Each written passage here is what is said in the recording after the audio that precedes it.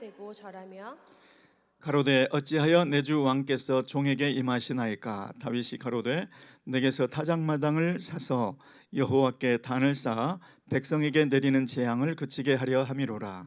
아라우나가 다윗에게 고하되 원컨대 내 주 왕은 좋게 여기시는 대로 취하여 드리소서. 번제에 대하여는 소가 있고 뗄 나무에 대하여는 마당질하는 제구와 소의 멍에가 있나이다.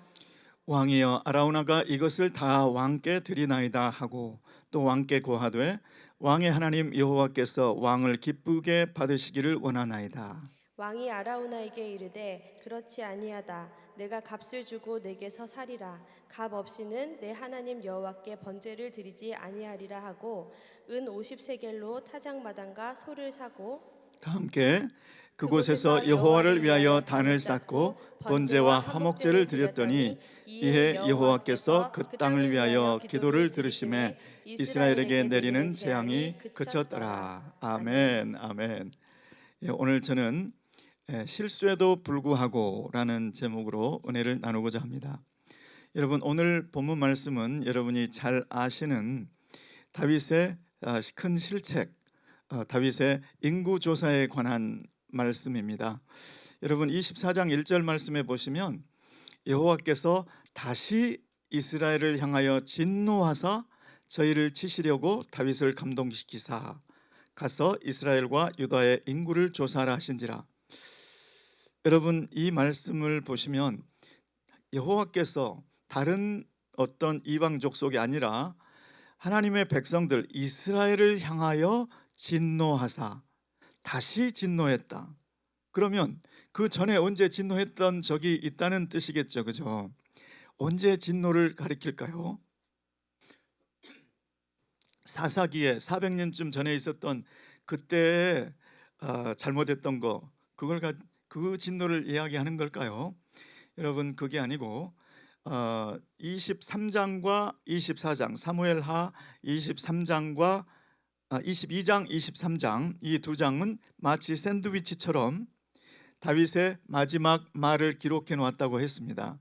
그러면 그 이전에 사무엘하 21장에는 어떤 이야기가 나왔었죠, 여러분? 3년 동안 연속 기근이 있었다.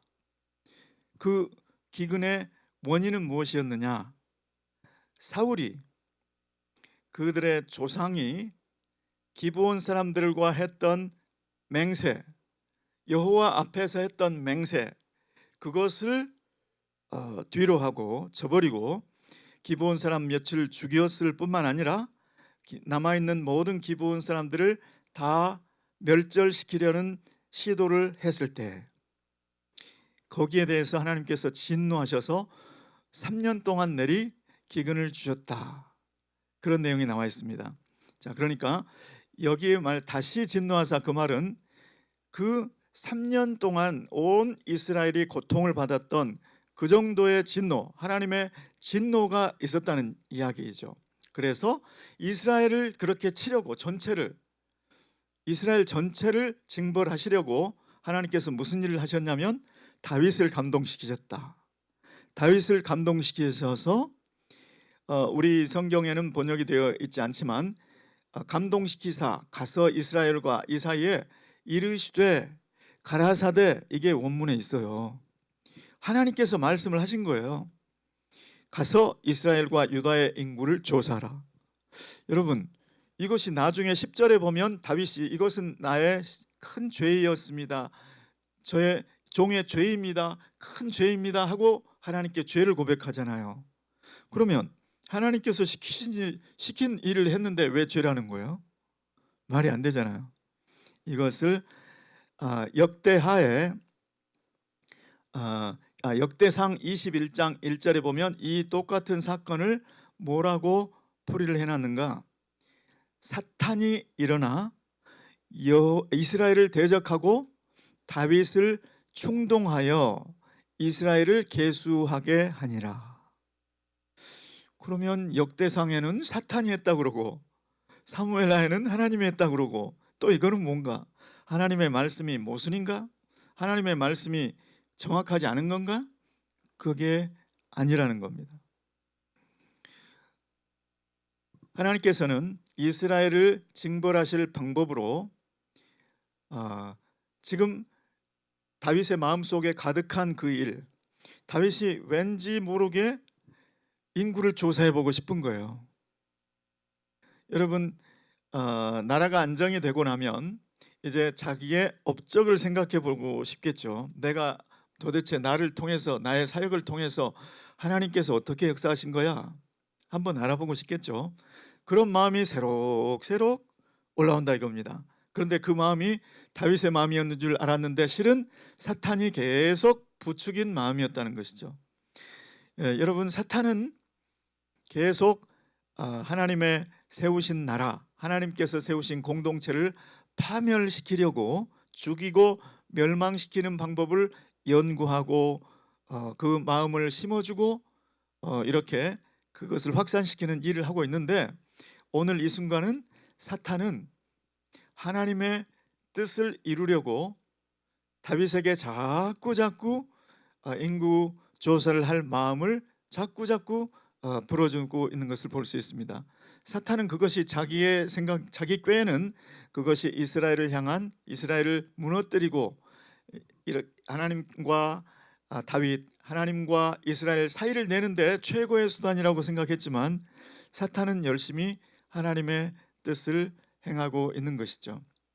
하나님께서 이스라엘을 징계하려고 하는 그 마음 때문에 사탄의 그 마음, 그 생각을 자꾸 다윗이 그 생각을 받아들이는 것을 허용했고, 다윗의 그 마음속에 그게 차고도 넘치는 거죠. 하나님, 나 그것 좀 하면 안 돼요? 우리 김광식 목사님의 그 설교 말씀 중에 이 아이스크림 가게 앞에 주차장이 생기면, 자리가 나면 그것이 내가 아이스크림을 먹어도 된다는 하나님의 뜻으로 알겠습니다. 기억나시죠? 그런 거죠. 하나님의 원래 뜻이어서 하나님께서 이렇게 가서 이스라엘과 온 유다의 인구를 조사하라 말씀하신 것이 아니고, 네 마음이 정 그렇다면 가서 그렇게 해라 이렇게 말한 것이죠. 하나님께서 그냥 그 뜻대로 하도록 방임하신 것이죠. 하나님께서 소원해서 말씀하신 것이 아니라는 것이죠. 여러분, 하나님께서 왜 이스라엘을 징계하고 싶어 하셨을까? 다윗은 그것을 몰랐을까? 여러분은 어떻게 생각하십니까? 21장에 하나님께서 진노해서 기근을 3년 동안이나 내리셨던 이유는 하나님께서 뭐라고 설명하셨는가? 너희 조상이 기브온 사람들과 여호와의 이름으로 한 맹세, 그것을 저버렸기 때문에, 그것을 사울이 저버렸기 때문에. 그러니까 하나님의 이름으로 한 맹세에 대해서 그거를 없던 일로 하고 무시하는 것은 하나님의 이름을 무시하는 것이나 똑같은 것이죠. 자, 그러면 이스라엘은 그런 일이 있을까요? 이스라엘은 그런 일이 있을까요? 있습니다.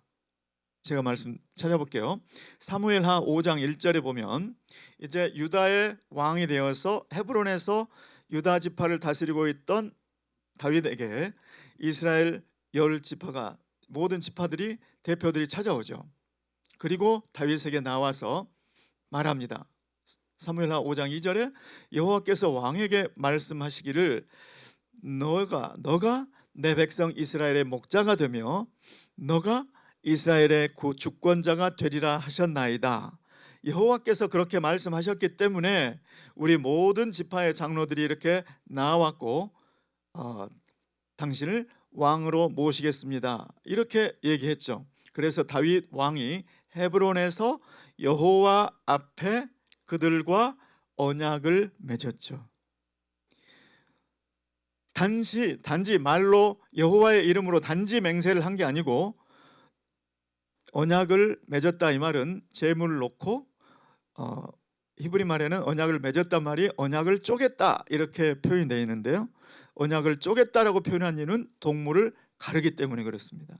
동물을 갈라놓고 우리가 다윗을 왕으로 모시는데 우리가 이 언약을 무시하면 이 짐승처럼 쪼개질 것이다, 이런 뜻이죠. 그러니 당신도 우리를 백성으로 맞이해서 우리를 백성으로 맡기를 거부하면 당신도 이렇게 쪼개질 줄 아세요? 이런 언약인 거예요.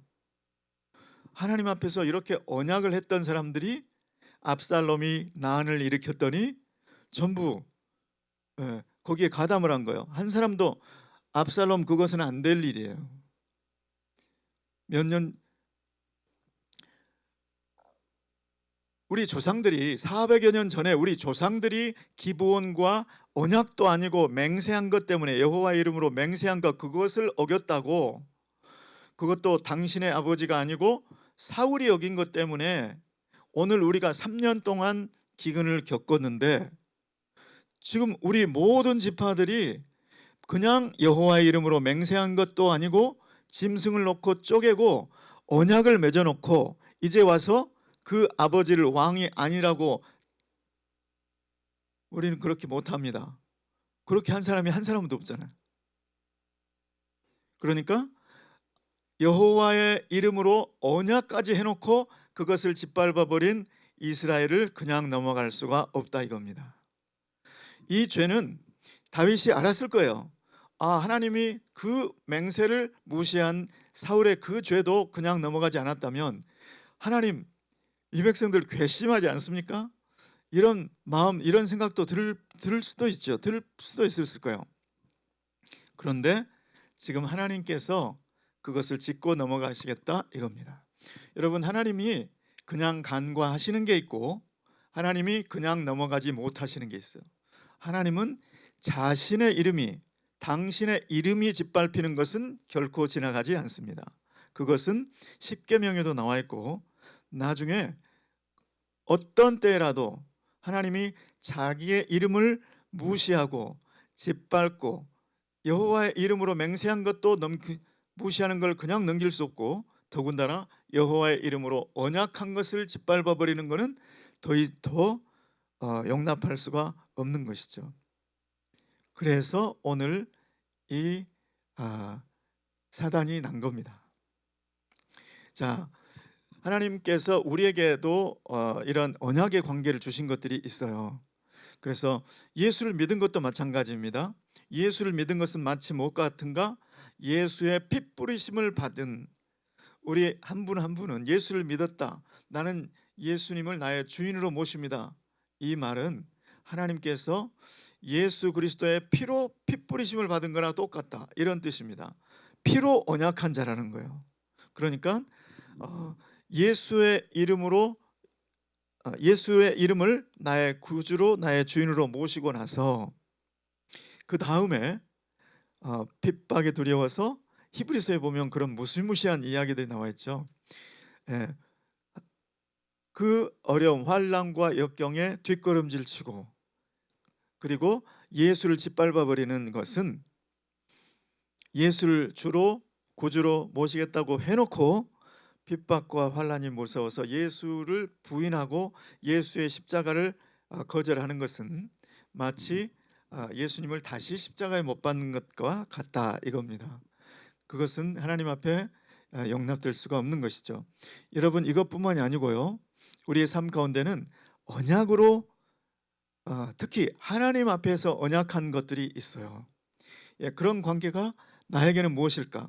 이것을 돌아보시고 하나님의 이름으로 언약한 것은 하나님이 그것을 무시할 때는 하나님을 무시한 것으로 여기신다. 그것을 소중히 여기고 할 때는 하나님을 존중히 여기는 것으로 아신다 이런 뜻입니다. 우리의 삶 가운데 그런 언약을 소중히 여기시는 저와 여러분 되시기를 예수 그리스도의 이름으로 축원합니다. 아멘.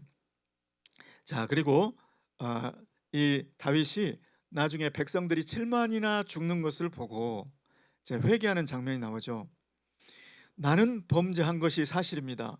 내가 하지 말아야 될 것, 내가 나의 업적을 알아보고자 교만한 마음으로 그 숫자를 헤아렸고 그 숫자가 많은 것 때문에 우쭐대는 이러한 죄는 내가 범했습니다. 내가 범한 죄입니다.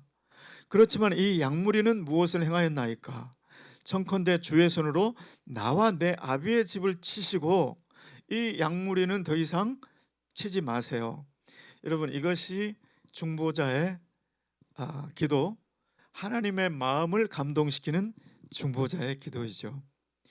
모세의 기도가 생각나게 하는 그런 장면입니다. 하나님, 나를 생명책에서 도말하시고 이 백성들을 살려달라고. 다윗은 백성들의 죄를 몰랐던 것이 아닐 거예요. 그런데도 다윗은 공동체 백성들을 향하여 하지 않고 자신을 향하여 자신의 죄를 주님 앞에 고백하고 있는 것을 볼 수 있습니다. 이것이 비단 다윗 왕의 태도뿐만이 아니고 바로 저와 여러분의 태도여야 될 줄로 믿습니다. 예, 부부 간에 문제가 있을 때, 가족 간에 어려움이 있을 때, 교회 안에 분란이 있을 때 이것이 저 사람 때문이라고 이야기하는 것이 아니라 하나님께서는 어떤 기도를 듣기 원하시는가? 하나님, 무엇이 하나님의 마음을 감동시키는 기도인가? 무엇이 해결의 실마리가 되는 기도인가?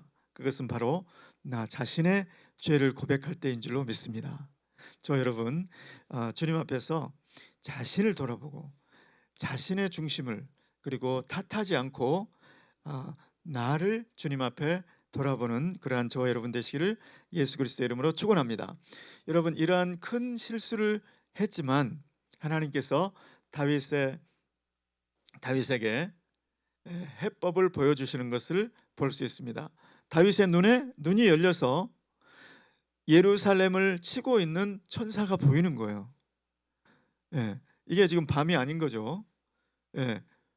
다윗의 눈에 그 천사가 예루살렘을 치고 있는 것을 보이고 또 하나님께서 다윗의 그 마음을 받으시고 그 천사에게 멈추라고 그렇게 말을 합니다.